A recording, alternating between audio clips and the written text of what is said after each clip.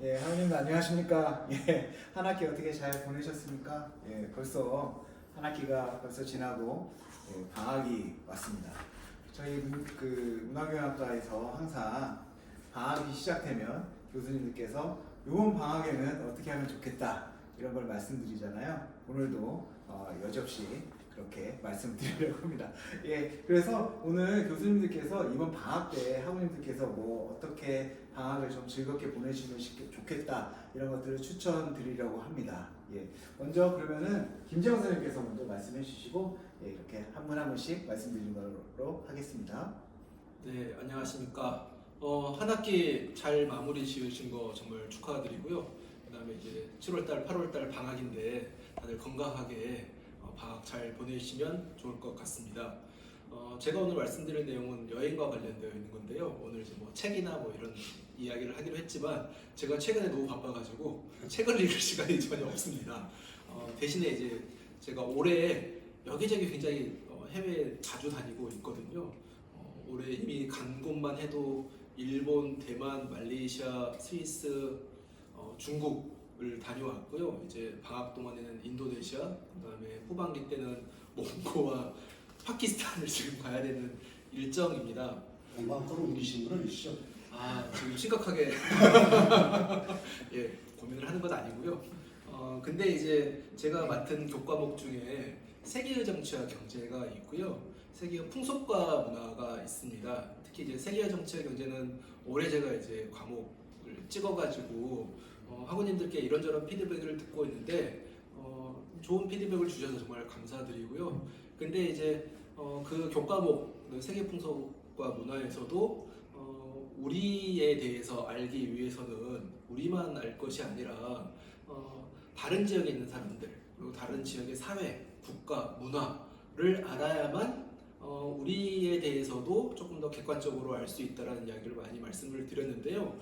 이제 타 지역에 있는 사람들, 문화 이런 것들을 알기 위해서는 책으로 아는 것도 굉장히 중요하지만 또 거기도 굉장히 많은 지식들이 있지만 직접 그곳을 방문을 해서 그 지역의 사람들을 만나고 그 지역의 사회, 문화 이런 것들을 직접 경험하는 것은 굉장히 또 다른 여러 가지 것들을 주는 것 같습니다. 또 이제 그 과정에서 그 지역에 훨씬 더 많은 관심을 또 가질 수 있을 것도 같고요.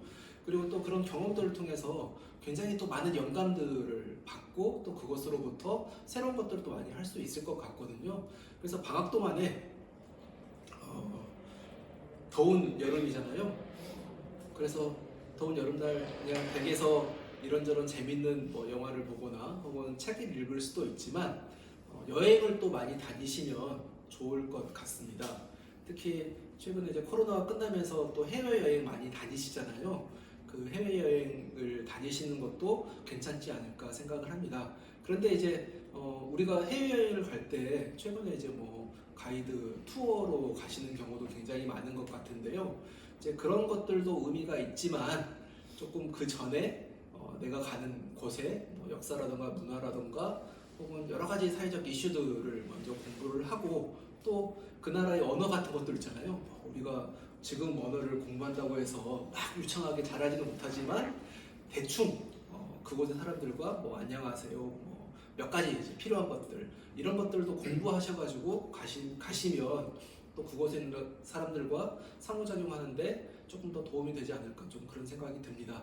그래서 몽고로 안녕하십니까? 네? 몽고로 안녕하십니까? 몽고로 안녕하십니까는 저보다는 우리 남기현 선생님이 이번에 몽고를 다녀오셨기 때문에 이제 이미 몽고 전문가가 되셨습니다. 아이고.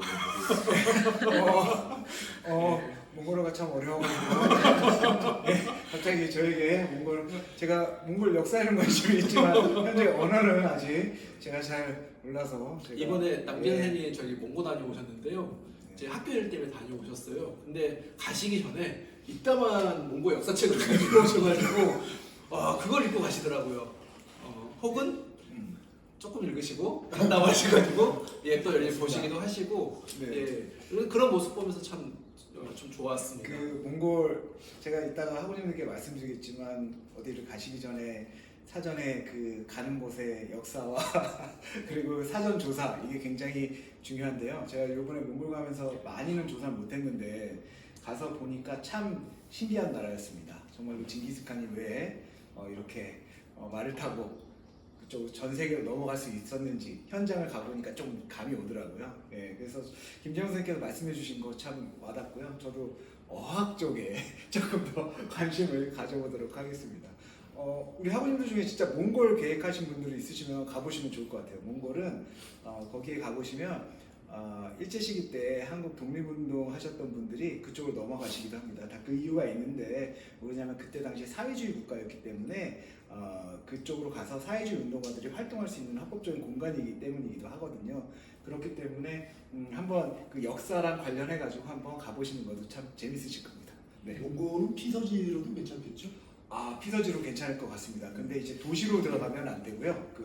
울란바토르 그쪽 도시에 아주 매연도 심하고 그리고 말을 들어보니까 그 몽골 분들도 피서를 하기 위해서는 이제 방학이나 이제 여름 방학 때는 다 외곽으로 나가신답니다.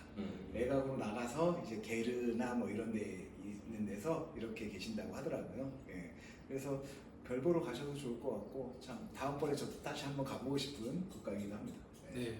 그래서 저는 이제 7월 달에 인도네시아를 가는데요. 이제 저는 방학 동안에 이제 해외를 나가서 하는 일이 저는 이제 연구하는 분야가 있는데 그 주제를 각 국가를 돌아다니면서 그 동네는 어떻게 되어 있는지 이제 이런 것들을 보고 이제 비교하는 그런 작업들을 하는데요. 이제 그렇게 자기가 관심 갖는 것들 주제를 가지고 여러 국가를 돌아다니시는 것도 좀 좋은 방법인 것 같습니다.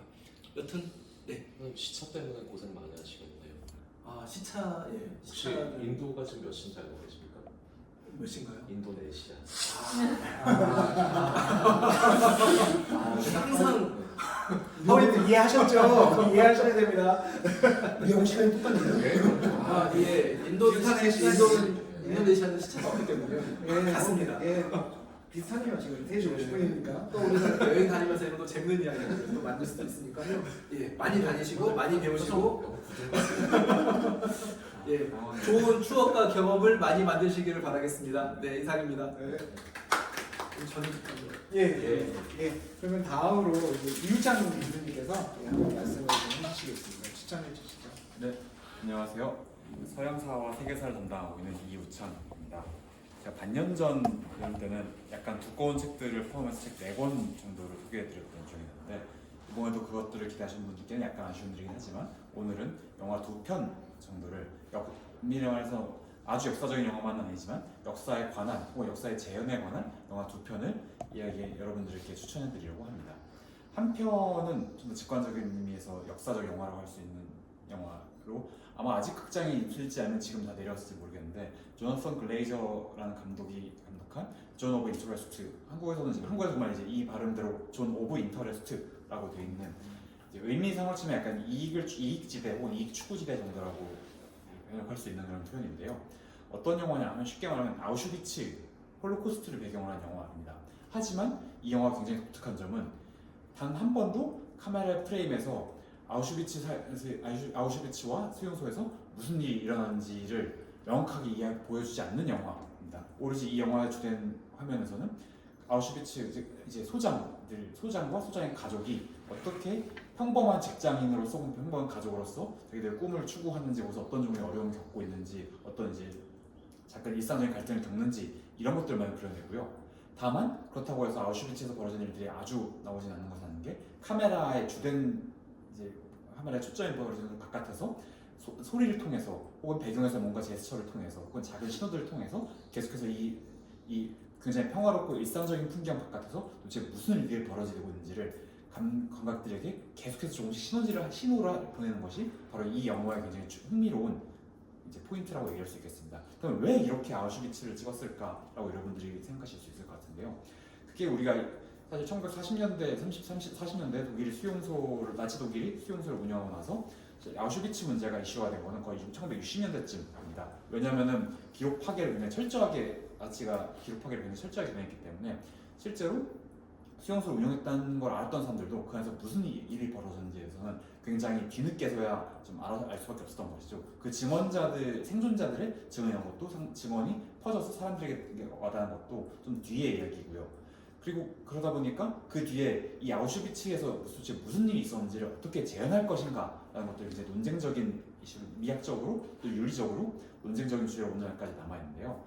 어쨌든 그 중에서 가장 강한 입장에서는 이 안에서 벌어진 너무나 끔찍한 일들은 인간이 재현해서는 안 된다. 인간의 재현을 통해서 그것을 갖다 어떻게 보면 다시 엿보이거나 그런 걸 갖다가 원래 심각성을 갖다가 훼손시킬 수 있는 것 자체가 너무 끔찍한 일이기 때문에 그것을 재현하지 않는 것이 사실 윤리적으로 맞다는 종의 강력한 주장에서부터 그래서 어떻게 재현할 것인지에 대한 논쟁들이 계속해서 남아있고 그 중에서는 이제 쉰들러 리스트처럼 상대적으로 그 안에서 벌어진 일을 좀 더 그려내는 경우도 있긴 합니다만 여전히 좀 더 논쟁적인 주로 남아있습니다. 여기서 제 생각에 여러분들께서 혹시 이 아우슈비츠의 재현 문제에 좀 관심 있으신다고 하면은 이번 존 오브 인터레스트가 어떻게 보면 굉장히 그 문제를 재현을 하지 않으면서 어떻게 이것을 얘기할 것인가라는 그런 문제를 잘 드러내는 방식을 취하고는 혹은 거기서 굉장히 흥미로운 한 가지 해법을 제시한 영화이기 때문에 저는 여러분들께서 이 점을 생각하면서 어떻게 감독이 말하지 않는 방식으로 보여주려고 하는가 이렇게 여러분들께서 계속해서 의식하시는 한 가지 방식이 있을 것 같고 다른 한편으로는 이 홀로코스트를 재현하려고 했던 다른 영화들과 이 영화를 같이 보시는 것도 저는 추천하고 싶습니다. 예컨대 방금 언급했던 스필버그의 쉰들러 리스트 같은 경우가 한 가지 방식일 수 있을 거고 이거는 사실 뭐 미적으로 가장 독창적인 시도라고 할 수는 없긴 하겠지만 제 생각에 그보다 조금 더 급진적인 방식으로 이 재현 금기의 문제를 갖다 깨트리려고 했던 영화 중 하나가 2010년대에 한국에도 아마 들어오긴 했을 텐데 감독에서 이제 개봉한 사울의 아들이라는 영화입니다. 사울의 아들이라는 영화는 어떻게 보면 완전히 거의 게임 플레이식으로 완전히 아우슈비츠에 속에서 들어가 있던 한 명의 유태인의 시선을 통해서 혹은 이제 그 사람의 바로 등 뒤에 카메라 딱 붙어서 그 안에서도 지금 무슨 일이 벌어지고 있는지를 거의 완전하게까지는 아니라도 정말 이 사람의 눈으로 완전 내부자의 시선으로 재현하려고 했던 것이 사울의 아들의 한 가지 방식이고 그래서 이 영화는 굉장히 큰 논란을 불러일으켰는데요. 이 영화와 제가 말씀드린 존 오브 인터레스트를 갖다 같이 한번 보시면서 어떻게 아우슈비츠라는 굉장히 곤란한 문제를 굉장히 극단적인 서로 다른 방식으로 재현하는 시도가 있었는가 그리고 우리의 역사를 재현하기 위해서 또 어떤 종류의 예술적인 그리고 매체적인 기법들이 동원될 수 있는가 이런 문제를 여러분들께서 같이 좀 생각해 보셨으면 좋겠습니다. 방금 말씀드린 것들이 좀 더 정통적인 방식에서 역사를 어떻게 재현할 것인가 특히 그 중에서 가장 비극적인 문제를 어떻게 재현할 것인가라는 의미에서 역사 재현 영화라는 큰 범주에 묶일 수 있는 거라고 하면은 제가 두 번째로 추천하려는 작품은 사실은 굉장히 다른 형태의 작품입니다. 어떤 작품인가? 바로 여러분들께서 아마 이미 극장에서 보신 분들도 있으실 수 있는데 드네 빌네브 감독이 감독한 이제 듄 특히 그 중에서 작년에 나왔던 2편입니다. 아마도 이 영화에 대해서 좀 찾아보신 분들은 혹은 보신 분들은 바로 이렇게 질문하실 수 있겠습니다. 아니 이건 그냥 SF 영화고 사이언스 픽션이고 사실 어떤 종류의 역사적인 디테일도 들어가 있지 않은데 왜 이게 사실 역사를 얘기하는 영화랑 같이 묶일 수 있는가? 제가 여기서 특히 흥미롭다고 생각하는 것은 사실은 이제 원작 소리도 좀 그렇긴 하지만 이 영화에서 이제 프레멘이라고 불리는 어떤 사막에 살고 있는 사람들을 묘사하는 방식 때문인데요. 아마도 특히 이제 빌네브 감독의 이번 영화를 극장이라든가 혹은 이제 OTT 를 통해서 보신 분은 바로 느끼시겠지만은 이 영화에서 프레멘 사막에 사는 사람들의 묘사는 굉장히 전형적으로 우리가 아랍어권 혹은 이제 이슬람권을 부르는 사람들의 삶 양식을 거의 그대로 갖다 쓰고 있습니다. 이거는 사실 영화만의 독창적인 해석은 아니고요. 원래 이제 프랭크 러버터 원작 소설가의 소설 자체가 그런 사막 문화에 대한 여러 가지 오마주를 하고 있고 그리고 특히 기독교를 포함한 여러 가지 종교적인 컬트 역사적으로 존재했던 종교의 갖가지 문화들을 갖다 차용해서 어떻게 굉장히 믹스한 결과물이라고 할 수 있는데 제가 여기서 특히 이 사막의 묘사에 굉장히 주목한 이유 중 하나는 이것이 서구에서 전통적으로 이슬람과 아랍어권을 어떤 식으로 재현해 왔는가라는 문제와 굉장히 밀접하게 닿았기 때문입니다. 특히 아마도 여러분들께서 이 그냥 뭐라고 할까요? 뭐 소설을 갖다 직접 보신 분도 있긴 하겠지만은 가령 이제 여러분들께서 18세기 후반부에 나왔던 에드워드 기번의 로마 제국 세망사에서 이제 5권 이후부터 이제 이슬람권에 대한 설명들이 본격적으로 나오는데 그런 것들을 보신 분이 있다고 하면은 서구적 전통에서 이슬람 묘사할 때 이 사람들이 특히 종교라는 것과 사막이라는 공간에서 어떤 일들이 벌어지게 되는가 특히 어떻게 보면 굉장히 종교적인 왕신적인 면모를 아물려서 거기에 선지자라는 이제 강력한 정치적인 그리고 종교적인 리더가 붙였을 때 이런 사람들이 어떤 형태로 자기들의 이제 힘을 전 세계적으로 발산하게 되는가 이런 종류의 모티프에 사실 서구인들이 꽤 오래전부터 관심이 많았습니다. 머리 갈 것 없이 사실 본인들부터가 이른바 중세의 끝자락에서 그렇게 몰려오는 이슬람 세력과 정면 충돌을 하면서 이제 이른바 중세 이후의 유럽이라는 것들을 결정한 경계선 같은 것들이 만들어지기도 했기 때문입니다.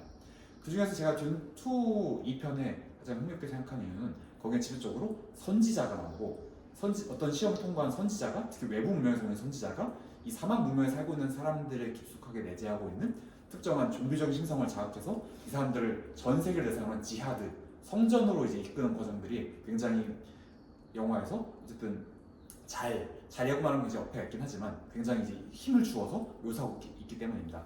이 힘을 준다는 점이 어떤 점이냐면 가령 여러분들께서 듄은 사실 영상화가 처음 된 작품은 아니기 때문에 근데 1984년에 지금 여러분들께서 유튜브에서 찾아볼 수 있는 데이비드 린치가 감독한 듄 같은 것과 비교해 보시면 84년과 비교했을 때 2023년의 듄 같은 경우는 아주 명확하게 이 사막인들을 일종의 서구적 질서 안에서 억압받고 있는 사람들 그래서 그런 서구적 군대 침범이라는 것들이 올 때마다 거기에 무력으로 저항하는 사람들로 제 그려내고 있습니다. 실제로 이제 그 주인공의 애인이라고 할 수 있는 여성인물 같은 경우는 일종의 우리가 오늘날 아랍에 생각하면 아랍에서의 무장 세력하면 생각할 수 있는 흔히 생각할 수 있는 그런 종류의 이미지로 온몸을 감싸고 이제 RPG 로켓 이제 그레네이드 런처를 통해서 공중에 있는 비행기를 갖다 격추한 모습 같은 걸 갖다 보여준다거나 이런 것처럼 사실 오늘날 특히 2000년대 미국이 아프가니스탄과 이제 이라크를 침공한 이후에 오늘날 이제 지난 20여 년만 지배적이 됐던 그런 아랍에서의 서구의 서구가 충돌하는 아랍인들의 군사적 저항이라는 그리고 군사적 저항의 핵심은 종교적인 심성 같은 것들에 대한 이미지 같은 것들이 굉장히 충실하게 어떻게 보면은 제 생각에는 일반적인 뉴스라든가 언론의 제휴물보다도 훨씬 더 강렬한 형태로 재현되어 있기 때문에 저는 제 생각에 이것들을 아마 그런 것들과 한번 비교해 보면서 서구에서 특히 21세기 서구에서 아랍을 갖다 어떻게 식으로 묘사해 왔는가 그리고 그것이 18세기까지 거슬러 아까 제가 기본에 말씀드렸지만 18세기나 그 전까지 올라간 전통에서만 그려줬던 아랍의 묘사한 것과 어떤 것들이 이어져 있고 또 달라져 있는가 이런 것들을 생각하면서 한번 이 영화를 보신다고 하면은 굉장히 또 재밌는 지점들이 있지 않을까 싶습니다. 마침 우리의 제 2학기 때 열리는 과목 중 하나가 제3세기 역사 문화고 거기서도 저희가 이제 아랍어권을 다루는 부분들이 있기 때문에 아마도 꼭 이제 이 과목 수강하시는 분들 같은 경우는 제가 말씀드린 레퍼런스를 좀 같이 보면서 따라가신다고 하면은 조금 더 과목에서 설명한 여러 가지 역사적 현실들을 비판적으로 조금 더 깊이 있게 좀 더 음미하면서 또 보실 수 있는 지점이 있지 않을까 싶습니다. 네, 일단 저는 이 두 편의 영화를 추천한 것으로 오늘 코너를 마치도록 하겠습니다. 아랍어권에 대한 어떤 배제나 억압 같은 것들은 2차 세계대전 이후만이 아니라 그 이전부터 계속 존재했던 것이군요. 어떻게 보면은 사실은 18세기 정도까지 서구인들에게 아랍인들은 굉장히 두려운 적들이었어요. 특히 오스만 투르크 제국이라는 굉장히 강력한 제국이 존재했고 이 제국이 계속해서 이른바 지중해와 북아프리카권을 끼고서는 우리 교양로라고 생각하는 것들부터 시작해 우리가 당장 이른바 서구에서 신대륙의 발견 제가 따옴표를 써서 이제 얘기를 하는데 라고 하는 것들조차도 기본적으로 지중해가 아랍 세력 이제 오스만 투르크 세력 안에 들어가게 되면서 이제 향신료 교역이 끊기기 때문에 발생한 것처럼 굉장히 위협적인 경쟁자였다가 19세기 말 20세기 초쯤 되면서부터 그때를 경계선으로 하면서 아랍인들은 본격적으로 유럽인들에게서 이제 식민지 대상 혹은 우리가 전체적으로 경제적으로 또 정치적으로 정복할 수 있거나 이제 굴복시킬 수 있는 대상으로 이제 이미지가 뒤집히게 되는 거죠. 그렇게 한 세기가 지나갔다가 이제 2000년대부터 아랍은 물론 이제 1940년대, 40년대를 기점으로 석유라는 지역들이 발생되기 때문에 그러면 아까 제가 말씀드린 깜빡했지만 듄2의 듄 2편에서 듄에서 그리는 그 사막지대가 굉장히 흥미로운 이유 중 하나는 거기가 영화선에서 보면 스파이스라고 불리는 어떤 이 모든 교역과 이런 것들의 교역과 사람들의 의사소통에서 굉장히 우주적인 의사소통에서 중심되는 특정한 종류의 재화가 바로 그 행성에서만 생산된다. 그리고 그 재화를 생산하거나 그런 것들이 굉장히 밀접해 있는 사람들이 바로 이 사막에 사는 사람들이라는 설정이 들어가 있기 때문입니다. 어떻게 보면 이제 그런 식으로 자원과 서구인들 입장에서는 그 자원을 갖다 우리가 갈취하기 위해서 혹은 그래서 자원을 채굴하기 위해서 만나야만 되는 사람들이었다가 21세기에 들어서게 되면서 저는 테러리즘과 굉장히 종교적 경신과 이런 것들의 이미지로 다시금 어떻게 보면 오래된 이미지가 재발명되는 과정을 어떻게 보면 우리가 다시 한번 보고 있다라고 이야기할 수 있을 것 같습니다. 사실 그런 점에서 서구인들 아랍 이미지들이 어떻게 변하는 것 자체가 물론 이제 에드워드 사이드처럼 항상 이것도 오리엔탈리즘, 동방학이라는 것들이 여기서 타자해 왔다라는 종류의 시각도 있긴 하지만 이제 사이드 연구는 오늘날 한 건 잘 언급되지 않는데 사이드 연구는 오늘날 사실 실제로 동방학의 역사를 공부하는 사람들에게는 지나치게 스케치가 단순한 스케치다라는 형태로 비판을 좀 받는 편이 있고요. 제 생각에는 이렇게 사실 역사적으로 아랍과 혹은 이슬람을 그리는 방식들이 어떻게 변해왔는가를 한번 생각하면서 이런 것들 같이 보는 것도 꽤 이제 흥미로운 지점이지 않을까 생각을 해봅니다.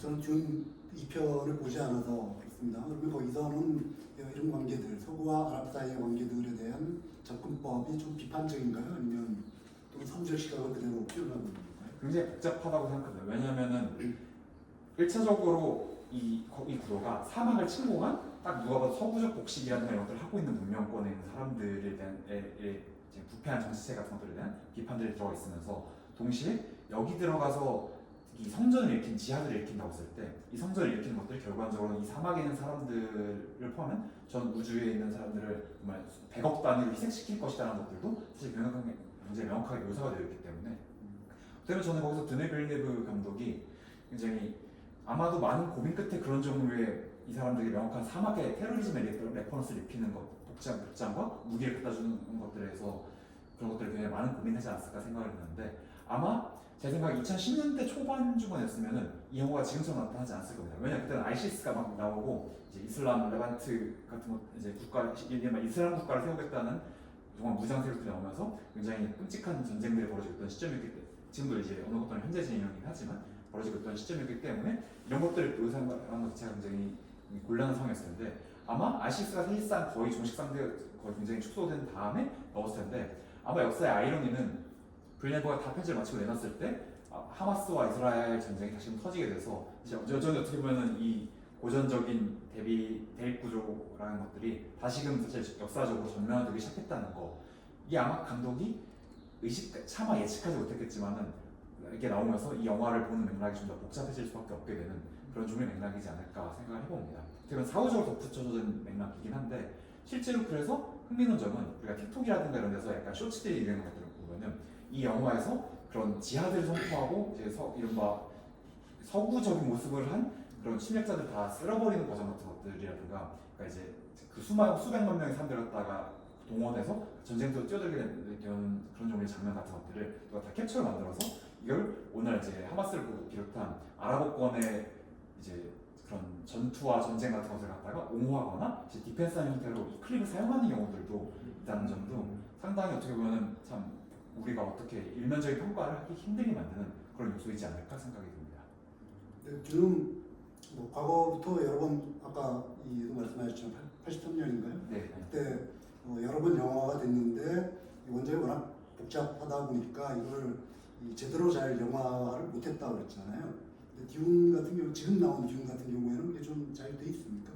아무래도 물론 이제 오리지널 것들이 좀 들어가 있건 바꾼 것들이 있긴 한데 그런 점에서 저는 특히 시각적인 선택지들에서는 아마 감독의 빌네브의 선택들이 좀 더 강하게 들어갔을 거라 생각하는데 지금까지 평가를 보면 대체로 좋은 평가였습니다. 아마 사실 84년 작품 같은 경우는 그 방대한 내용을 이제 2시간 안팎에 넣으려고 하니까 굉장히 삐걱거리는 것들이 많았고 이게 TV 시리즈 같은 경우는 지금처럼 이제 그런 사막의 장원 같은 것들을 갖다가 효과적으로 표현했다 이런 종류의 평가는 받지 않고 있다 보니까 이번 빌네브 감독의 영화는 여러분들께서 다른 분들도 아시겠지만 워낙 사실 영상미 자체로도 굉장히 높은 평가를 받은 작품이기도 해서 약간 어쨌든 적어도 준 이제 SF 팬덤들의 평가는 지금까지는 굉장히 좋은 편인 것 같습니다. 그러니까요. 저도 꼭 봐야겠습니다. 네, 듀운 1편, 2편 같이 봐야 되는 거죠. 네, 사실 스토리가 본격적으로 전개되는 건 2편이긴 한데 1편은 약간 배경 설명을 하고 근데 이 어떻게 보면 서구권이라고 할 수 있는 한 가문이 올라타고 그 주인공이 사막으로 숨어드는 게 제가 1편, 2편은 이제 이 주인공이 거기서 끝까지 그 길을 거쳐서 어떻게 보면 이제 이 사막의 군대를 일으켜서 다시 복수전에 나서는 과정이 약간 2편 이렇게 줄거리가 되긴 한데 그럼 그 사람이 일종의 선지자 역할을 하는 겁니다. 맞습니다. 그래서 대놓고 이제 약간 누가 봐도 아랍어권의 레퍼런스가 막 들어가 있고 이제 애초에 소설에서부터가 그런 서구에서의 아랍 문명권에 대한 문화적 레퍼런스를 보는 사람들이 봤을 때 딱 이제 그 코드를 가져왔다는 것을 인식할 수 있는 형태로 되어 있기 때문에 그리고 영화는 그런 점을 훨씬 더 강하게 좀 넣었고 특히 종교적인 것들이 이 사회 구성에 어떤 영향을 끼치고 있는가를 좀 더 사실 강하게 표현했다는 게 저희 이제 약간 소감이긴 합니다. 학우님들 그 이우찬 교수님께서 추천해 주신 영화 꼭 한번 확인해 주시고요. 그 나중에 이우찬 선생님 되면은 한번 토론을 한번 해보시는 것도 괜찮으실 것 같습니다. 예, 감사합니다, 이우찬 교수님. 감사하고요. 예, 그럼 다음은 이제 성현주 선생님께서 성현주 교수님께서 이렇게 말씀을 한번 해주시겠습니다. 네.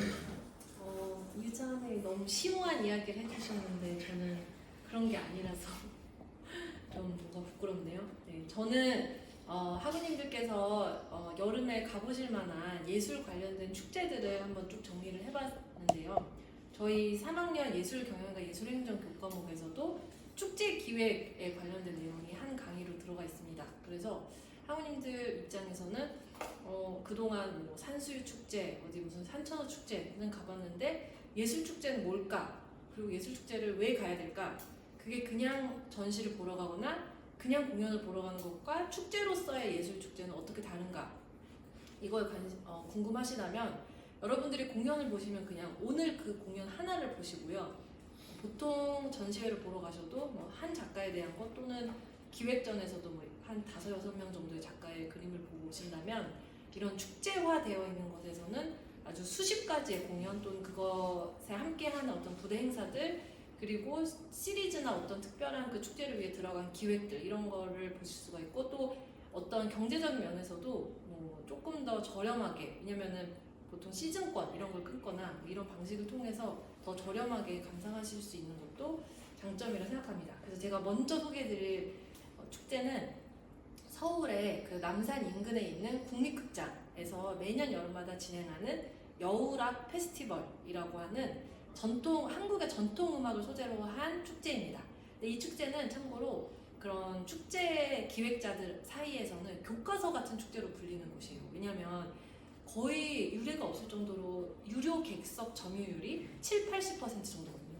근데 여러분들도 생각해 보시면 살면서 우리가 내 돈 내고 판소리나 가야금이나 뭐 이런 공연을 보러 가신 경험이 거의 없을 거라고 생각합니다. 그런데 여기에서는 어떻게 이런 축제를 사람들이 돈을 내고 보러 오는가라고 보면 일반적인 그런 판소리나 일반적인 그런 공연을 하는 게 아니라 좀 현대화된 또는 새롭게 창작된 그런 국악의 어떤 음악극이라거나 다양한 그런 앙상블을 보여주고 또 때로는 국악과 어떤 양악의 협연 이렇게 실험적인 무대를 많이 보여주기 때문에 사람들 입장에서는 너무 흥미로운 공연이다라고 해서 굉장히 재밌게 봅니다. 그래서 이 축제가 7월 4일부터 27일까지 열리고요.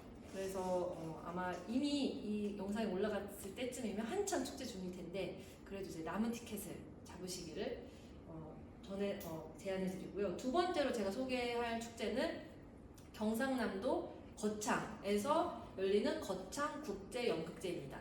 사실 저도 이 연극제를 직접 제가 가보지 못했는데 그렇지만 제가 소개해드린 이유는 저희 학우님들이 전국에 계시잖아요. 그러다 보니 주로 경상도에 계신 분들께서 가깝게 이 거창국제연극제를 찾으셨으면 좋겠다 하는 마음이고요. 이 축제는 7월 26일부터 8월 9일까지 가장 더울 때, 가장 휴가철일 때 열리는데 이 더운 날씨에 야외에서 열립니다. 그래서 어떻게 야외에서 연극을 보냐 생각하실 수 있겠지만 저녁 때 하는 공연도 있고요. 그리고 다 천막 이런 걸 통해서 하루에 이제 여러 개의 연극 무대를 보실 수가 있고 또 야외에서 하는 공연의 경우에는 무료로 오픈되는 공연도 있으니까 이런 공연을 찾아보시면 좋겠습니다. 여러분들 입장에선 거창에서 연극제를 한다고 하실 수 있지만 무려 올해가 34회 이제 열린다는 점 기억해 주시고요. 그 다음에 거창에 연극인들이 많이 계셔서 과거에 거기 연극인들 중에 우리 문화교학과에 다니셨던 분도 굉장히 많습니다. 되게 반가운 소식이네요. 그리고 똑같이 이 아주 더울 때 2월, 7월에 정신으로 열리는 축제가 또 인천 펜타포트 락 페스티벌이 있습니다.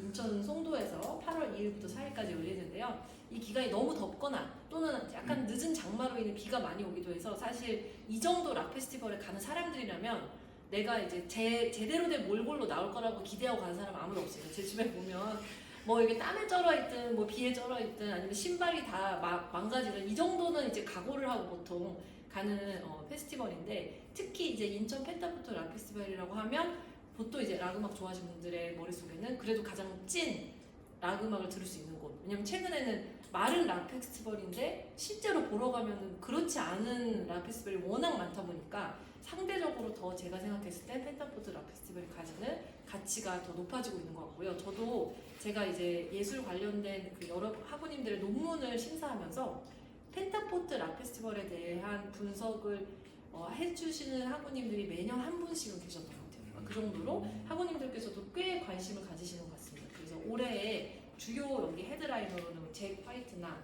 뭐 턴스타일 이런 외국의 락 밴드들도 있고 아니면 잔나비 같이 여러분들이 아는 그런 익숙한 뮤지션도 온다고 하니까 이런 것뿐만이 아니라 다른 락 페스티벌도 한번 찾아보시면 좋을 것 같고요. 그리고 이번에 특별히 이제 전라도로 무대를 옮겨보면 8월 중순인 14일부터 18일까지 전주 세계 소리 축제가 열립니다. 근데 원래는 이 축제가 가을에 열렸거든요. 근데 올해 여러 가지 사정으로 한두 달 정도를 땡겨서 8월에 열린다고 해서 굉장히 사무국에서도 열심히 준비하고 계시던데요. 여기에서 세계 소리 축제라는 말처럼 국악이나 판소리만 나오는 게 아닙니다. 뭐 어떤 탱고라거나 아니면 다른 나라의 그런 민요라거나 세계 음악이라거나 이런 여러 장르의 음악들, 재즈까지 모두 다 볼 수 있는 자리니까요. 그래서 여러분들이 한번 보시면 좋을 것 같고 이게 특히 좋은 거는 저도 전주에 가서 공연을 볼 때마다 느낀 게 그 소리 문화의 전당이라는 곳의 공연장도 좋고 그 외에도 이제 다른 어떤 경기전 일대나 이런 야외 무대도 다 활용을 해서 전주시 자체를 하나의 어떤 무대로 만들어가는 이런 축제의 방식이 굉장히 좋은 것 같다고 생각을 합니다. 그리고 전주 가시면 꼭 감액을 드셔야죠. 아, 네. 아, 저는 사실 감액이 무슨 말인지 몰랐었어요. 근데 다 그렇게 써 있어가지고 그게 그 가게에서 만든 맥주. 가게에서 만들었다기보다도 네. 만든 게 아니라 가게 맥주라고 해서 원래 가게였는데 아, 거기서 이제 맥주를 사서 그냥 그 자리에서 먹을 수 있도록 아, 다음과 같이 콩나물에서 그게 좋습니다. 아. 네, 갑자기 배고파지네요. 네. 그럼 이제 소개하지 않은 강원도로 옮기면 또 8월 30일부터 5일간 춘천 인형극제가 열립니다. 춘천은 양대 산맥이 있어요. 마임 축제하고 인형극제 이 두 개가 이제 왼팔 오른팔 이렇게 이고 그래서 춘천 특별히 춘천 인형극장이라는 게 있는데 아마 춘천 시민분들이랑 다 아실 거예요. 왜냐면 그 극장이 너무 독특하게 생겨서 누가 봐도 겉에서 저 건물은 뭘까? 라고 생각할 수밖에 없는 그 건물이거든요. 그래서 인형극이라고 하시면 흔히들 아이들을 위해서만 하는 극이라고 생각하시는데요. 인형극은 쉽게 말해 이런 거죠. 제가 왼쪽에 개구리 인형 들고 오른쪽에 다른 토끼 인형 들고 서로 이제 싸우는 거 이렇게 하면 이런 것도 인형극이잖아요. 아니면 이렇게 인형만 보이고 무대 뒤에 사람이 있어서 조종하는 것도 인형극이고 근데 이게 인형극도 굉장히 그 시장이 나름 커서 내년에 세계 인형극 큰 축제가 춘천에서 열린다고 합니다. 그 정도로 나름 역사와 전통을 자랑하는 축제인데 여기는 특별히 이제 아이들과 함께 가시면 그래도 더 좋을 거란 생각이 듭니다. 그러고 나면 제가 이제 9월에 하는 축제도 제가 검색을 하다 보니 소개를 안 하기 너무 아쉬워서 한 3가지 정도만 더 소개를 하려고 하는데요. 첫 번째는 지금 제가 다 공연 예술 쪽만 말씀드렸는데 그 시각예술 쪽, 미술 쪽으로 넘어오면 2가지의 아주 메가 이벤트가 열립니다. 하나는 프리즈 서울이라고 해서 원래는 런던에서 시작을 한 아트 마켓이에요. 아트 페어.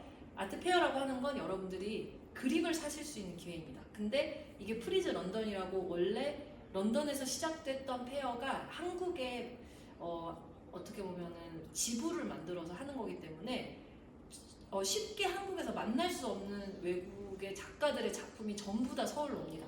그래서 그런 아트마켓이 9월 4일부터 7일까지 서울 코엑스에서 열려서 여기에 최근에는 이런 곳에 정말 연예인들도 많이 가서 그런 것 때문에라도 사람들이 관심을 가지게 되기도 하더라고요. 그래서 이런 곳에 가시면 가장 최신의 미술 트렌드를 볼 수 있다라는 점이고요. 그게 지금 좀 약간 판매하고 거래하는 장이라면 똑같은 시기 9월 7일부터는 광주에서 유석이품 광주 비엔날레라는 그 미술 행사가 또 열립니다. 여기는 상대적으로 길게 합니다. 거의 3달 정도 하니까 저도 이번에 꼭 광주에 가서 한번 이 광주 비엔날레 오랜만에 보려고 하는데 이런 것도 보시면 좋고요. 마지막으로 9월 5일부터 제가 충청도 이야기를 빼놨죠. 그래서 제천 국제음악영화제가 열리는데 올해가 특별히 20주년입니다. 그래서 음악 영화가 뭘까라고 하시면 여러분들 원스 이런 영화 아시죠? 그래서 그런 영화에서 나오는 어떤 음악이 주요 소재가 되거나 아예 이제 영화 자체가 음악인을 다루는 그런 영화들이 이제 음악 영화인데요. 제천이 특별히 굉장히 이런 걸 야외 무대에서 편하게 이제 누워서 볼 수 있게 그런 무대도 많이 만들고 있어서 여러분들이 한 번쯤 꼭 제천국제음악영화제도 찾아보시면 9월 5일부터 10일까지 너무 일정도 가서 야외에서 관람하기 좋을 것 같습니다. 저는 여기까지 소개하도록 하겠습니다. 그리고 제일 중요한 걸 빼놓으셨어요? 어떤 거요? 이미 시작하긴 했습니다만 5월 26일부터 아, 소윤 선생님이 주관하시는 그렇지. 한국대중음악에 대한 강연 그거 해주십시오. 예. 네, 제가 지금 학교 중앙도서관에서 그런 길 위의 인문학이라는 어떤 특강 시리즈를 외부 강사분들하고 함께 하고 있는데 혹시 거기 오신 학우님들이라면 저랑 같이 LP바에도 가셨다가 저랑 같이 뮤지컬도 보셨다가 토론도 했다는 그런 기회가 있습니다. 근데 더 중요한 거는 저희 문화제 그렇죠. 문화제는 8월달에 네, 그래서 예. 네, 그럼 네, 있죠. 네, 지금 우리 학원에서 열심히 지금 많이 네. 공연을 하고 계시는데 네. 문화제가 또 최고의 축제 자리를 만들어주지 않을까 생각합니다. 예, 감사합니다. 황영주 교수님께서 지금 진행하는 그 기류의 인문학은 우리 학교 도서관이랑 같이 하는 건데 도서관 쪽에서 아주 감탄을 금치 못했습니다. 그 성현주 교수님의 그 기획력과 그리고 그 커리큘럼이 어느 그 다른 곳과는 비교되고 차별이 되기 때문에 굉장히 좋아하고 그 아주 우수한 커리큘럼으로 된 걸로 제가 확인했습니다. 관심 있으신 학우님들은 한번 참여가 가능한가요? 지금이라도? 좀 어렵죠. 이미 신청을 다 받았기 때문에. 이미 시작하긴 해서. 네. 그러니까 아마 도서관에서 계속 이제 아마 진행이 될 거니까요. 아마 서울에 계신 학우님들은 특히 조금 더 저희 도서관에서 공지되는 거나 이런 것들을 참고해 주셔도 괜찮을 것 같아요. 예.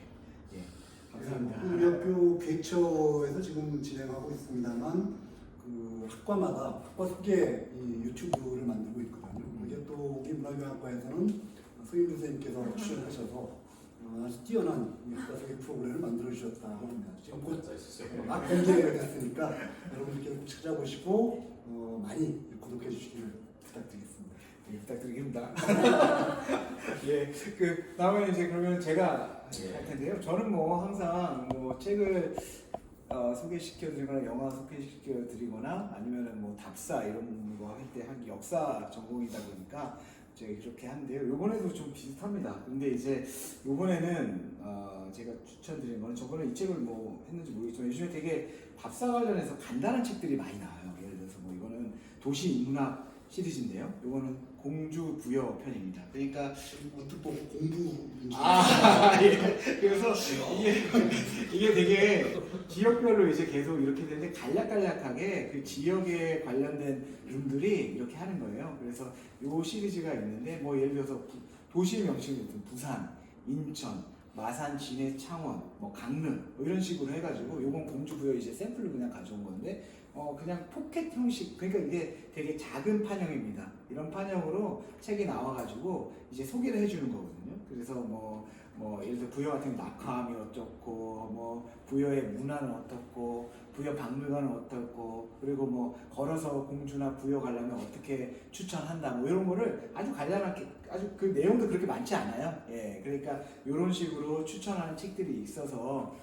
그러니까 요즘에 이제 답사 책들이 굉장히 많이 나오거든요. 그리고 우리 학우님들이 잘 아시는 이홍준 선생님 나이문화유산 답사기를 시초로 해가지고 굉장히 각 지역별로 이렇게 간단하게 이렇게 나옵니다. 그 지역의 역사, 사회 이런 상을 간단하게 이렇게 만들어주는 이런 이야기들이 있어서 그리고 필진들이 거의 대부분이 그 지역을 기반으로 한 분들을 이렇게 필진으로 삼더라고요. 그래서 이런 책들을 한번 도서관이나 아니면 이런 거를 한번 내가 관심 있는 지역을 한번 살펴보면 좋겠다. 그래서 또 다른 책은 이 책은 되게 좋아하는 책입니다. 이 책은 인천 관련된 책인데요. 인천 100년의 시간을 걷다 해가지고 한국 근대문학관이라고 옛날 지금 이 문학관이 옛날 인천이 개항장이었거든요. 그래서 거기에 창고들도 많고 배들이 나타나니까 일제시기 때 그런 게 있었는데 그 창고를 이렇게 문학관으로 이렇게 만들었습니다. 그래서 그곳에서 주관해서 이렇게 만든 건데요. 책이 되게 좋아요. 제가 인천 이 책은 요즘에 사진하고 이렇게 나와 있고요. 특히 참 좋은 거는 여기 보시면 맨 뒤인가요? 이 지도를 비교할 수가 있습니다. 예를 들어서 이런 식으로 코스로 이런 식으로 비교가 돼가지고 몇 번 해가지고 몇 번이 뭐 이래가지고 이렇게 걸어서 볼 수 있는 이런 곳이거든요. 그래서 제가 학부모님께 이거 말씀드린 거는 이런 책들을 한번 내가 예를 들어 내가 인천을 살고 있다, 내가 어디 살고 있다 그러면 관심 가실 거잖아요. 내가 살고 있는 지역도 괜찮고 내가 가보고 싶은 지역을 한번 이렇게 보시고 여기는 내가 그러니까 가장 뭐 답사로 유명하신 분이 아까 말씀드린 유홍준 선생님이시잖아요. 하버드에서 유홍준 선생님이 되보시는 거죠. 그래서 가서 이제 뭐 가족분들이나 자녀분들 이렇게 데리고 가가지고 이렇게 좀 해설사도 해보시고 이렇게 해보시면 좋겠다는 생각이 듭니다. 그리고 만약에 저는 이거 추천드리는데요. 여름 때 답사하기 되게 어렵거든요. 덥고 걸어가기도 힘들고요. 근데 이게 가족들이랑 같이 가시면은 힘들어요. 친구분들이 힘들고. 그런데 혼자 만약에 가신다면 혼자서 내가 한번 걸어서 그리고 대중교통을 이용해서 한번 답사를 혹은 뭐 차를 가져가셔도 되고요. 나 혼자 한번 가보겠다. 혼자. 그러면 이런 책들을 참조하셔가지고 경로를 짜보시면 좋겠습니다. 그래가지고 하루 코스를 잡으시면 좋겠어요. 그래서 9시부터 내가 12시까지는 여기에 어디를 가보겠다. 이렇게 찍으신 다음에 가보시고 체크하시고 아마 분명히 좋은 곳이 있을 겁니다. 그걸 좀 기억하셨다가 메모도 해놓으시고 이제 점심시간에 맛있는 거 드시고요. 더우시니까. 그리고 이제 뭐 차도 한 잔 드시고요. 차 한 잔 드시면서 이렇게 사람들 구경도 좀 하시고 그 다음에 오후에 한 5시 정도까지 또 한번 걸어가시는 거죠. 걸으시거나 대중교통이나 차를. 그러면서 제가 지난번에도 말씀드렸지만 학우님들만의 어떤 답사 코스를 만드셔가지고 그거를 계속 활용하시면 좋겠습니다. 그러면서 이제 뭐 친척들 데리고 가시거나 그럴 때 하나씩 넣으시는 거죠. 아니면은 고기를 아예 데리고 가실 수도 있어요. 그런 식으로 해가지고 이런 것들을 참조하셔가지고 그리고 요게 부족하실 수도 있거든요. 그럼 인터넷도 확인하시고 그러시면서 내가 관심 있는 지역 그리고 내가 관심 있는 동네 그리고 내가 사는 지역에 내가 한번 코스를 짜보는 거 이런 것들을 한번 추천드립니다. 예, 저는 방학 때 하나 정도 그렇게 한번 해보시면 좋겠다는 생각이 들고 이거는 그 앞에 교수님들께서 다 과목이랑 연관해서 말씀해 주셨으니까 저는 이제 4학년 과목 중에 한국문화 유물유적 수업을 지역사 중심으로 개편할 거예요. 추후에. 그래서 요즘에 이제 지역 내려가면 이제 저도 이제 답사를 좀 더 많이 하고 있고 이제 그 전문가 선생님들을 조금 고민하고 있습니다. 그래서 이런 식으로 저도 이제 과목도 하나 만들 거니까 학부님들도 이렇게 좀 한번 해보시고 생각 뭐 추천해 주실거나 아니면은 뭐 조언해 주실 거 있으시면 말씀해 주시면 적극적으로 반영하도록 하겠습니다. 예, 이상입니다. 감사합니다. 네. 뭐 인천 가면 자장면 먹으면 되지만 공주부에서 뭐 먹어요? 공주부예요. 공주 이게 먹는 음식은 제가 조금 약하긴 한데 참고로 공주를 가면 저는 저희 가족이랑 가면 항상 김피탕을 먹습니다. 예? 예, 김피탕이라고요. 예, 그게 김치, 피자, 탕수육이라는 건데요. 예, 네, 그게 한때 유명했던 건데요. 그러니까 그게 좀 느끼하고 좀 별로 맛이 없다는 쪽이 많아요. 그런데 공주의 김피탕은 굉장히 맛있습니다. 그래서 김치가 들어간 피자. 그럼요. 김치하고 피자에 들어가는 그 치즈하고 이런 거 있잖아요. 그거하고 탕수육하고 섞여 있는 겁니다. 얼마 들어도 맛이 없어요. 진짜 맛있습니다. 네, 진짜 맛있고요. 그거 좀 상큼하면서 느끼하면서 막 이런 맛이 같이 오묘하게. 그래서 거기 가면 항상 줄 서 있습니다, 사람들. 괜찮습니다. 또 괜찮고 제가 이번으로 이 관련된 식성 얼마나 식사인가를 거기 좀 괜찮고 뭐 삼계탕집도 괜찮은 데 있고요. 예, 그리고 부여는 뭐 국수 비슷한 거, 모밀국수였나 이런 것 쪽도 괜찮은 게 좀 있었습니다. 부여는. 그렇죠. 네. 인천에는 자장면 말고도 여러 가지 또 좋은 곳들이 있습니다. 네. 밴댕이회라든가 밴댕이회. 예. 그리고 물텀벙이 드셔보셔야 돼요. 다른 지역에서는 그걸 아구라고 그러는데 인천에서는 물텀벙이라고 그러죠.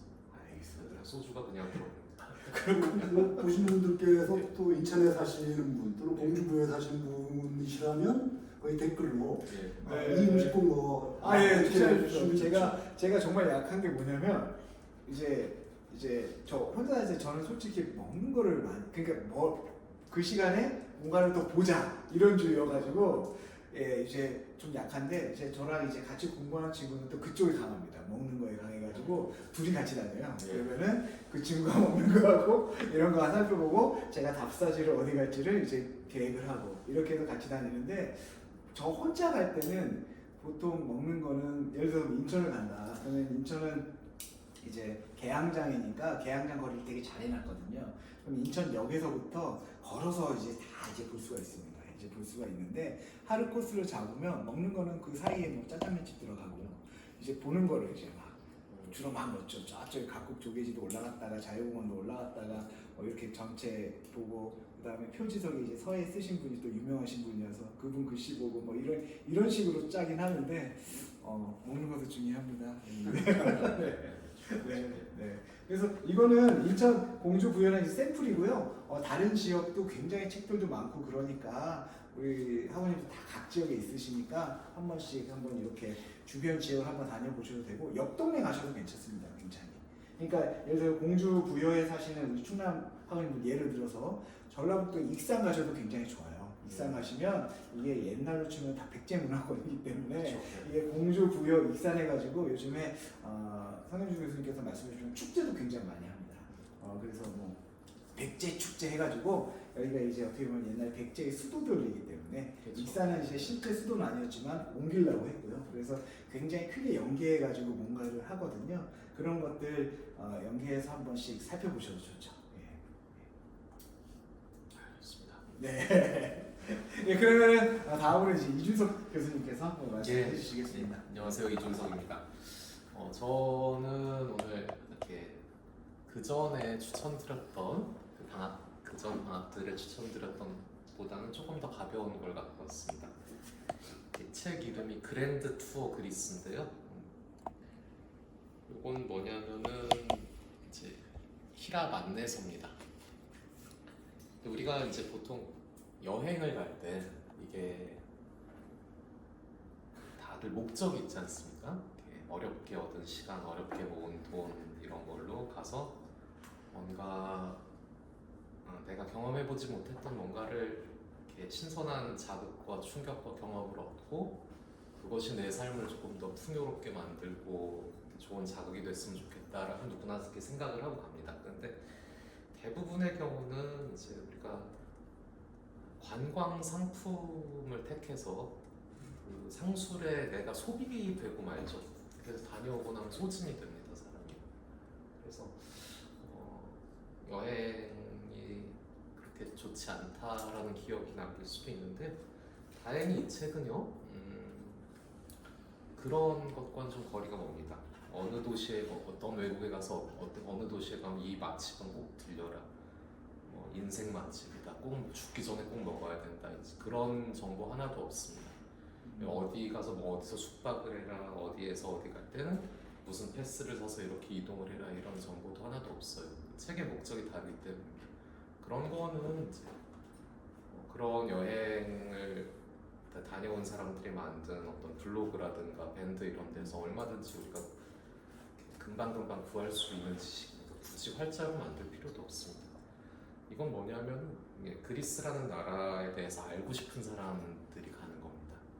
물론 지금 이제 현재 있는 그리스도 중요한 나라긴 합니다만 과거로 올라갈수록 그 중요성은 더 커지죠. 신화가 있고 역사가 있고 또 우리가 지금 표준으로 삼고 있는 거의 모든 것들이 여기서 나왔다고 해도 과언이 아닙니다. 과장 같지만 실제로 그래요. 문화, 철학 이런 것들은 말할 것도 없고 수학도 우리가 쓰는 모든 기초들이 사실은 유클리드의 기하학에서 많이 나왔죠. 그리고 이게 그런 자연과학이나 철학 이런 거 말고 변할 것만 같은 것들도 여전히 변하지 않았어요. 미의 기준 같은 것도 그렇습니다. 여전히 미술학원 대생에서는 그리스인들의 조각을 미의 표준으로 삼아서 아직도 학생들은 그걸 연습을 합니다. 그래서 그런 것들이 어떻게 나왔고 아직 남아있는 어떤 유물이나 유적 같은 게 있으면은 어떤 지역에 무엇이 있고 그것은 어떤 배경을 가지고 있고 어떤 사연이 있고 하는 것을 최대한 친절하게 해설로 담은 책 근데 이런 것들은 이제 전문가가 쓴 책이어야지 또 의미가 있겠죠. 예, 이 책 쓰신 분이 딱 그 전문가입니다. 그래서 신화에 대한 관심, 어떤 철학에 대한 관심, 역사에 대한 관심 이런 것들이 있으시다면은 실제로 그리스에 가든 안 가든 간에 이 책을 한번 보시면 굉장히 도움이 될 거예요. 안 가셨으면 가고 싶다는 어떤 욕구가 들 수도 있고요. 가서 굉장히 몰랐다면 보이지 않았을 것들을 여러분들도 해상도 높게 보고 오실 거라고 제가 생각을 하고 있습니다. 최근에는 이 책 말고 그랜드 투어 이탈리아라는 것도 나왔습니다. 그리스보다야 못하겠지만 그래도 거기도 아직도 그 신화의 흔적들이 많이 남아있죠. 사실 한여름에 가기 좋은 나라들은 아니에요. 기본이 40도씩 찍으니까 산불도 좀 나고 나중에 이제 조금 한적할 때, 그러니까 말하자면 비행기 표가 좀 쌀 때, 그때 가실 수 있다면은 아테네도 한번 가보시고 그 다음에 이 책에서 소개한 순서대로 그 주변도 가시고 배를 타고 마치 조르바처럼 바질처럼 크레테도 한번 갔다 오시고 그리고 아직 알렉산드로스의 흔적이 남아있는 테살로니키 같은 것도 한번 갔다 오시고 하면은 굉장히 좋을 거라고 생각합니다. 여기 보면 이 책은 표기법이 좀 다를 거예요. 여기 이제 일반 독자들에게 익숙하게 그리스 이렇게 써놨는데 사실 이제 신화나 역사를 다루는 그런 쪽으로 들어가면 히랍이라는 한자어를 더 많이 씁니다. 저도 그쪽이 더 낫다고 생각하는데요. 그리스라는 거는 영어식 표기죠. 기원전 5세기 이렇게 그 그리스의 문명이 발달했을 때는 그 영어라는 언어는 존재하지 않았습니다. 그래서 그 사람들은 자기를 헬라스라고 부르고 그것을 이제 한자로 옮긴 게 히랍인데 그 두 개 중에 하나를 쓰면 좋겠다는 생각이 들고 아테네라는 우리 이름도 많이 쓰잖아요. 근데 사실 그건 일본식 표기예요. 영어로는 에센스라고 특이하게 복수로 쓰고 독일말로는 아테네 이렇게 씁니다. 그다음에 현대 히랍인들은 아테나라고 얘기해요. 고대 히랍인들은 아테나이라고 이렇게 썼어요. 그래서 아테나이라는 그런 조금 고지식한 하지만 올바른 표기를 또 유지하고 있는 좋은 책입니다. 그래서 집에서 혹은 도서관에서 시원하게 이 책을 읽으시면서 머릿속에 그려보시고 나중에 혹시라도 그 히랍에 그리스에 가게 되시면은 이 책에서 보아왔던 것들을 거기서 직접 손길로 발길로 이렇게 확인하는 그런 또 즐거움이 있을 거라고 생각을 합니다. 예, 아무쪼록 더위에 또 습기에 지지 않는 재해 없는 그런 방학을 잘 보내시기를 제가 기원하겠습니다. 감사합니다. 혹시 뭐 아테나이라는 이름이 아테나 여신 그 아테나 여신과 밀접한 관련이 있죠. 아테나 여신과 밀접한 관련이 있고 뭐 그렇다고 해서 다른 도시에서 아테나 여신을 안 섬긴 건 아닙니다. 다른 도시 중에는 이렇게 신의 이름을 딴 도시가 없죠. 특별히 그렇게 노골적인 건 아니에요. 근데 예를 들어서 이제 뭐 헤라클리온 이런 데는 있죠. 헤라클레스를 기념하는 그런 도시 있는데 그렇게 노골적으로 하진 않습니다. 왜냐하면 그런 올림포스의 12주신들은 이미 이제 범희락적인 신들이기 때문에 그 지역 바탕의 그런 토착신들은 아니거든요. 그래서 넓게 퍼져 있죠. 모든 신들의 신전이 다 전체적으로 퍼져 있다고 봐야겠죠. 근데 이제 그런 게 나중에 유럽인들한테 기독교화된 이 유럽인들한테 이제 도시의 수호성인 뭐 이런 그런 개념으로 가긴 합니다. 뭐 파리에는 뭐 보니파스야, 상 보니파스 이런 것들 이제 들어가고 그런 거랑 마찬가지죠.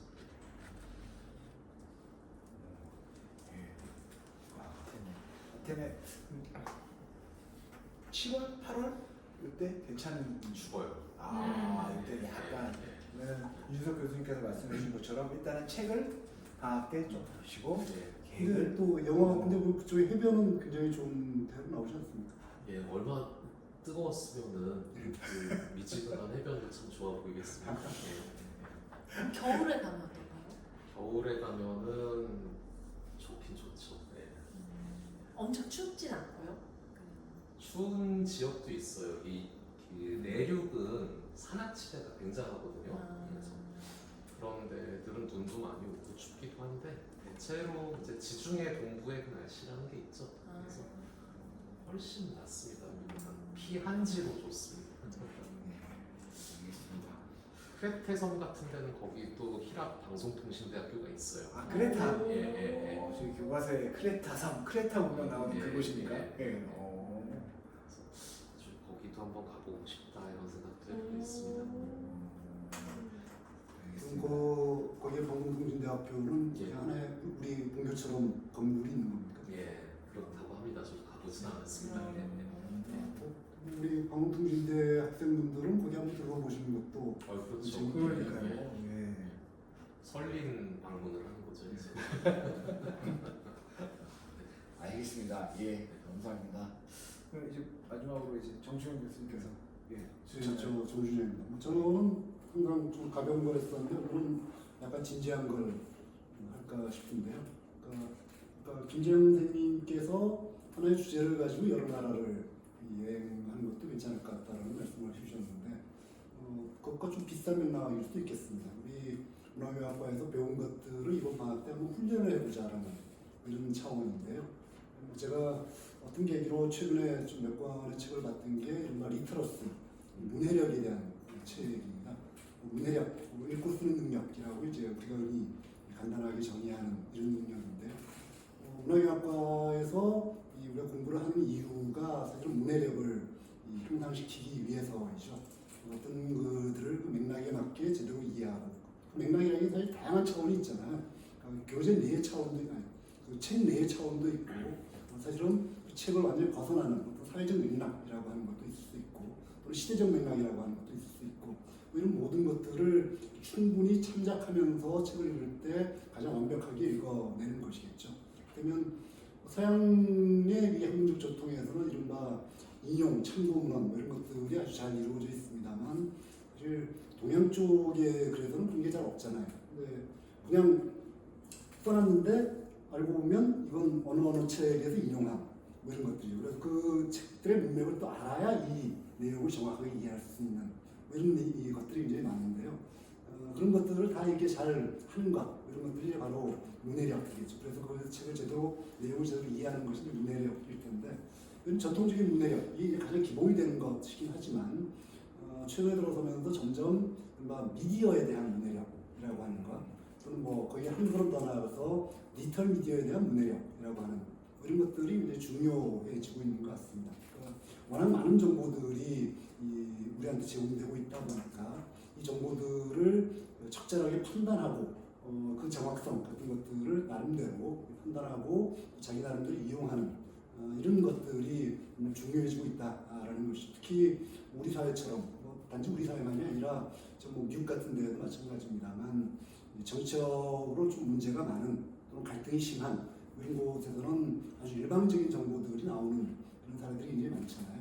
그런 것들을 어떻게 적절하게 걸러내는가라고 하는 것이 굉장히 중요해지는데 이를테면 미디어 문해력이라고 한다면 뭐 가장 일반적인 맥락에서는 도대체 미디어의 산업 구조가 어떻게 돼 있는가라는 뭐 이런 데서부터 시작해가지고 개별 미디어 기업들이 어떤 성향을 가지고 있는가라는 것들도 우리가 고려를 해봐야죠. 그러니까 신문 기사를 읽는다라고 한다면 신문 기사의 내용만이 중요한 것이 아니라 왜 이런 식의 내용이 나왔을까라는 것을 파악하기 위해서는 어떤 회사, 어떤 신문사에서 낸 기사인가라는 것을 먼저 살펴봐야 되고 또는 좀 더 일반적으로 그 신문사라는 것은 어떤 이 속성을 가지고 있는가 뭐 이런 측면까지도 우리가 고려를 해야 그 기사의 내용을 제대로 이해할 수 있다라는 것이죠. 디지털 미디어로 넘어가게 되면 또 마찬가지입니다. 당장 많은 분들이 잘 알고 계시겠지만 뭐 요즘 알고리즘 권력 이런 말들을 많이 쓰지 않습니까? 뭐 이럴 때 추천 시스템 같은 것들인데 추천 시스템이 어떤 식으로 되어 있는지 잘 모른다라고 한다면 또 거기에 대해서 신경 쓰지 않는다라고 한다면 아니 유튜브 같은 걸 볼 때 끝없이 계속 시청하게 되거든요. 근데 그 끝없이 시청하게 되는 것은 이 비슷비슷한 내용들이다라는 겁니다. 그러니까 뭔가 다른 관점을 가진 이런 내용들이 거기에 끼어드는 것이 아니라 이 내가 좋아할 것처럼 유튜브에서 판단한 그 내용들이 끝없이 그냥 대풀이 되고 있고, 그래서 이걸 필터 버블이라는 표현도 씁니다만, 그러다 보면 내 생각이 계속 거기에 딱 고착돼 가지고 더 이상 확장되지 못하는 이런 그 사례가 생겨날 수 있다라는 것이죠. 그래서 그런 어려움들 같은 것들이 있기 때문에 거기에 적절하게 대응하는 것으로서 미디어 문해력이라고 하는 것을 이제 많이 얘기를 하고요. 더구나 여기서 한 걸음 더 나아가는데, 특히 디지털 미디어 같은 경우는 우리가 전통적인 미디어에 비교해 본다면 중요한 특징은 상호작용성이라는 것을 얘기를 하거든요. 그래서 전통적인 미디어가 일방적으로 내가 수용하는 입장이었다라고 한다면, 일방적으로 수용하는 입장에서는 이 내용이 얼마나 정확한 것인가라는 것을 파악하는 것, 거기에 대한 판단, 이게 중요한 것이었다라고 한다면, 디지털 미디어에서는 그 측면도 있지만 내가 상호작용의 주체가 되기 때문에, 나도 뭔가를 만들어내는 사람이기 때문에 내 생각을 제대로 표현하기 위해서는 이걸 어떻게 표현해야 될까, 이런 차원이 역시 중요해진다라는 것이죠. 과거에는 수용의 측면만 강조됐다라고 한다면, 이제는 생산의 측면까지 강조되는 이런 것이 이제 바로 디지털 미디어 시대의 어떤 특징들이라고 할 수 있겠는데요. 그런 내용들을 여러 과목에서 여러분들께서 공부를 하셨겠습니다만, 이번 방학 동안에는 그걸 좀 가다듬는, 좀 훈련하는 그런 시간을 한번 가져보시는 것도 괜찮지 않을까 싶습니다. 그래서 이를테면 미디어와 관련해서라면 여러 미디어에 나온 내용들을 같이 검토해서 읽어보면서 왜 이런 식으로 서로 다른 어떤 지향들이 나왔을까? 같은 사건인데 보도 내용이 틀리다라고 한다면 왜 이런 식의 잘못 틀린 어떤 것이 나왔을까라는 것들을 한번 생각해 볼 수도 있고요. 어떤 디지털 미디어와 관련해서 내가 나를 드러내기, 내 생각을 표현하기 위해서 어떤 창조를 한다라고 했을 때 사실 이게 굉장히 어려운 것이긴 합니다만, 당장 여러분도 많이 찍으시는 사진 같은 것만 생각해 보더라도 그걸로 충분히 실습을 해볼 수 있습니다. 다양한 방식으로 사진을 찍어 보면서 이렇게 찍으면 어떤 느낌이 드는구나 라는 것들을 비교하기만 하더라도, 그렇다면 내 생각을 표현하기 위해서는 어떤 식으로 찍는 것이 바람직할까 라는 것에 대한 어떤 아이디어, 힌트 같은 것들을 얻으실 수 있을 것이다 라는 것이죠. 그래서 물론 문해력을 공부하기 위해서는 광범위한 공부라고 하는 것이 이제 기반이 돼야 되겠습니다만, 여러분들이 학과 과정을 통해서 우리 문화경영학과에 재학하시는 중에 그런 내용들은 어느 정도 습득하고 계시니까 그 공부한 내용에 기반을 두고 이번 방학 중에는 실제 훈련을 한번 해보시는 것, 이런 시간 한번 가져보시면 어떨까라는 생각을 해봤습니다. 저는 이 정도. 예. 문해력이 참 보면 이게 저희도 보면은 역사 쪽에도 역사 문해력 이런 얘기 나오고 있고, 그래가지고 관련된 책도 사놓고 일단은 저도 봐야겠다고 생각했는데, 그러니까 이게 참 중요한 것 같습니다. 그럼 이거 미디어하고 디지털 이게 이렇게 그러면 환기 어떤 형식으로 약간 이렇게 한번 검토를 해보면 좋을까요? 사진? 그 훈련하는 과정에서 내가 표현의 방법 같은 것들을 습득하는 과정에서 요즘 스마트폰 다 갖고 계시니까 동영상 같은 것도 찍을 수 있지만, 동영상 또 편집 기술 같은 것들도 필요하고 조금 어렵다라고 한다면 일단 사진 정도는 많은 사람이 사진을 찍고 계시니까요. 어떻게 찍었을 때 어떤 효과가 나는가라고 하는 것들을 검토해 보신다면, 어떻게 찍는 것이 내 생각을 표현하기에 적합할까? 역으로 그렇다면 어떤 사진을 볼 때 이 사진은 어떤 의도를 그 뒤에 깔고 있겠구나 라는 것도 우리가 짐작해 볼 수 있겠죠. 중요한 것 같습니다. 저희 이제 교과목이나 이런 것들을 저희가 항상 고민을 하는데, 그런 과정에서 이제 미디어나 아니면 이런 거 가지고 저희 교과목 얘기도 하고 그런 적이 있지 않습니까? 그러니까 사진으로 봤을 때 그 사진이 의도하고 있는 어떤 것들, 사진 내에서의 해석, 이런 것들이 굉장히 중요하다는 거를 전에 한번 저희 같이 한번 이야기한 것 같은데, 그 맥락이랑도 좀 왔다 있는 것 같습니다. 그 앵글에는 이미 의도가 들어가 있거든요. 사진이라는 게 좀 어떤 것을 배제하는 거니까요. 그 프레임 속에 뭔가를 집어넣는 건데, 그건 그 바깥의 것을 배제하는 것이잖아요. 무엇이 배제되었는가? 무엇을 주목하도록 네. 피사체를 고를 때도 네. 앞에다 둘 것이냐, 뒤에 흐릿하게 둘 것이냐, 이런 것들도 다 정교하게 설계가 돼 있죠.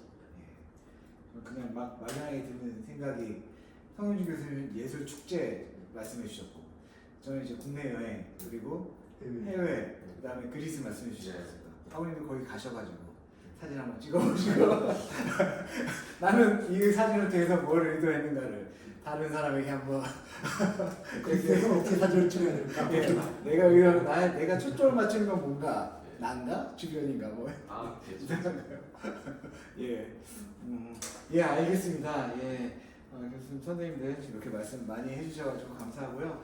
이게 참 저희 할 때마다 느끼는 건데 이걸 다 하시려고 그러면 방학이 너무 짧은 것 같아요. 이제 2개월밖에 안 남았는데 이제 시작이지만 7월, 8월 이렇게잖아요. 그리고 이제 실제적으로 8월 중하순부터는 또 이제 새학기 준비를 하실 텐데요.